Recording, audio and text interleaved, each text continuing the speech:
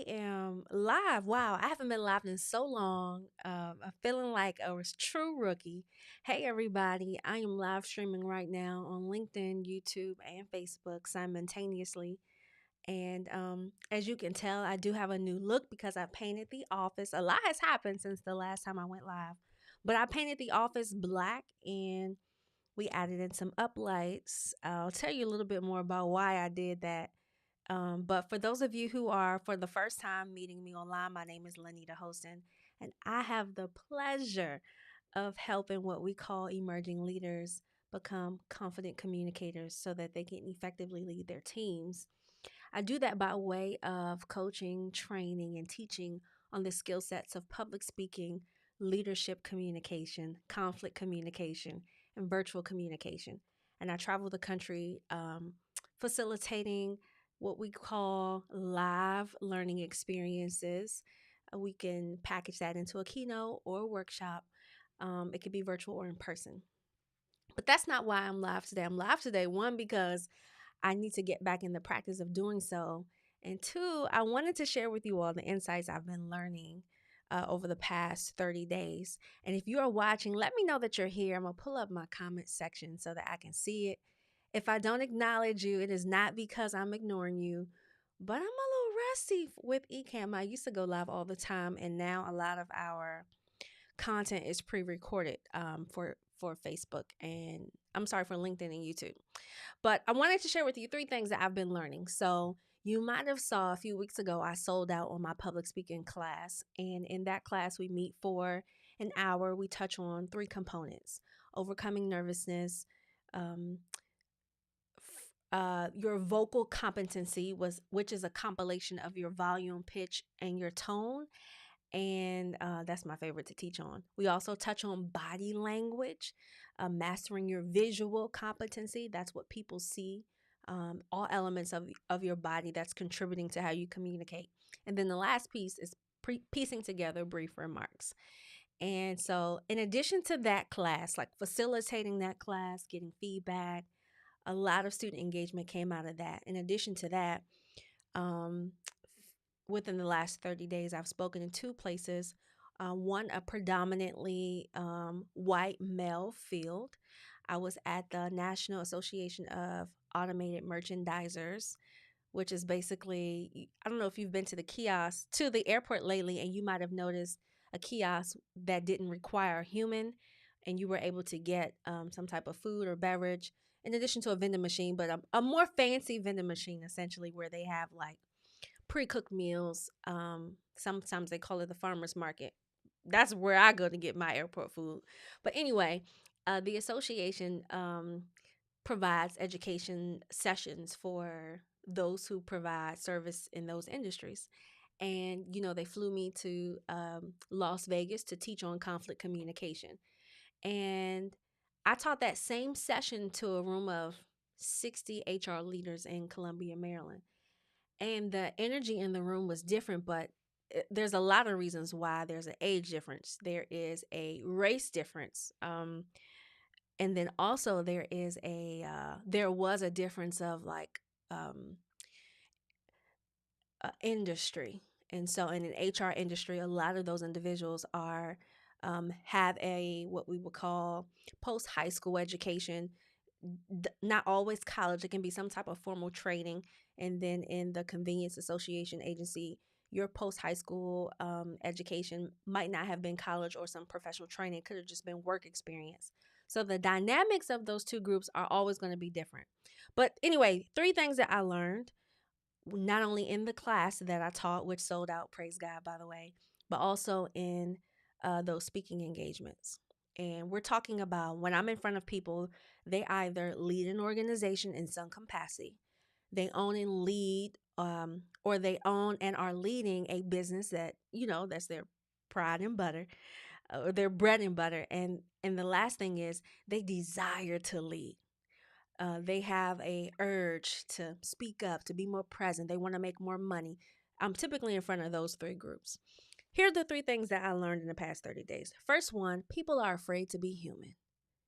And when I say human, I mean they are afraid to make mistakes. They are expecting to have a very polished version of how they present themselves. And when I say polished, I'm referring to not saying ums and ahs, not stumbling over your words, forgetting what you said, tripping over something. They are afraid to be human. And I say be human because I do all of those things. I stumble over my words. I say ums and ahs. Being polished doesn't mean you have an absence of mistakes. It means that when you make those mistakes, you recover from them quickly and you don't make a big scene about it. So I've made quite a few mistakes since I done been live with you for the last 5 minutes or so. So we have to be okay with being human. It's the humanity in us that attracts people to who we are. The goal of communication is, well, there's two goals. You are sharing something that you want the recipient to either understand and or decode. So the goal is that they would understand and they could apply what you're sharing. Well, I feel like we do a better job at that when we do it by being ourselves.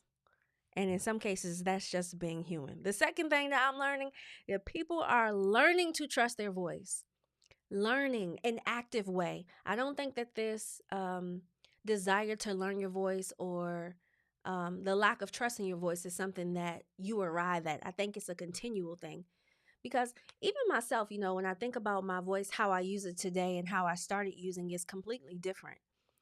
How I was using it a year ago is completely different. And proof of that, if you've ever watched my TED Talk that I did in January of 2024, I feel I don't communicate that way. When I look at that video, I see pretending. It's why you've never seen me post it, because I don't feel like it really exemplifies the core of who I am and how I communicate. Um, I think it's pretend.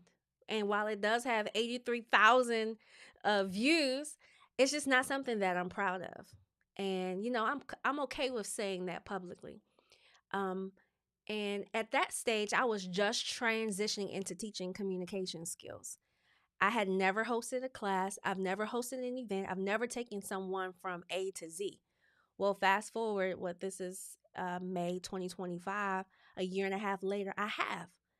I've worked with privately or in a small session over 75 individuals. So I've seen, how about I'll rephrase it as this: my capability of taking someone from lacking confidence to displaying confidence, I've seen the application of that.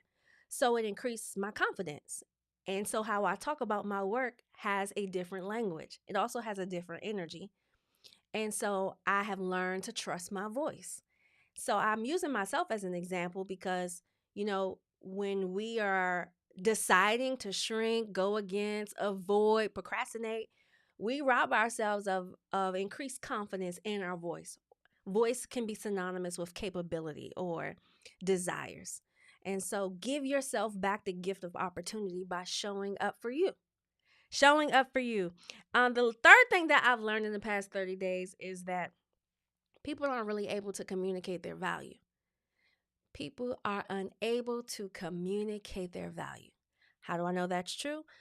Those federal workers who might have been taking the packages that were given to them and or looking for opportunity outside of the federal workforce, they're looking for development on how to translate their skill set to the marketplace. And, part of what makes a interview powerful or effective is that the person who's sitting on the other side of the decision making table, they can verbalize how they fit in the environment, not just their skill set and experiences, but the value that they've contributed, and also proof of that, um, and that they are a fit organizationally, culturally, for where they're going. That has a lot to do with our ability to advocate for who we are and the value and how we show up. And while that seems simple, I'm learning that this is hard. It's hard for people to take a microphone, not a microphone, what do you call it? What do you call that glass that you put in front of it? A magnifying glass. It's hard for people to take a magnifying glass and say, okay, these are the things that I bring to the table. So the ability to articulate your value is definitely something that I'm learning that people struggle with. And out of the three things that I've been learning in the past 30 days, the one that um I'm gonna say burdens me is a little dramatic. But the one that I feel I don't want to say burdens me. I guess the one that I feel most closely aligned to help people solve is those who are afraid to be human. And, I always talk about how every day we are displaying our communication skills or we are actively using them, and we're doing them in a human way when we are working through conflict with our children, our family, giving instruction to loved ones, instructions to those in the workplace. We are actively being human. And I want us to like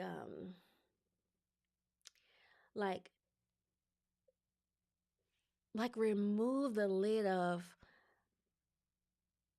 being perfect in not just how we show up. That's not what I'm trying to say, but um I guess not being afraid to share the areas that we are still developing or that we're still growing. I mentioned to you earlier that when I watched the TEDx talk that I did in 2024, I didn't see myself. And that's a really good example of not being afraid to be human.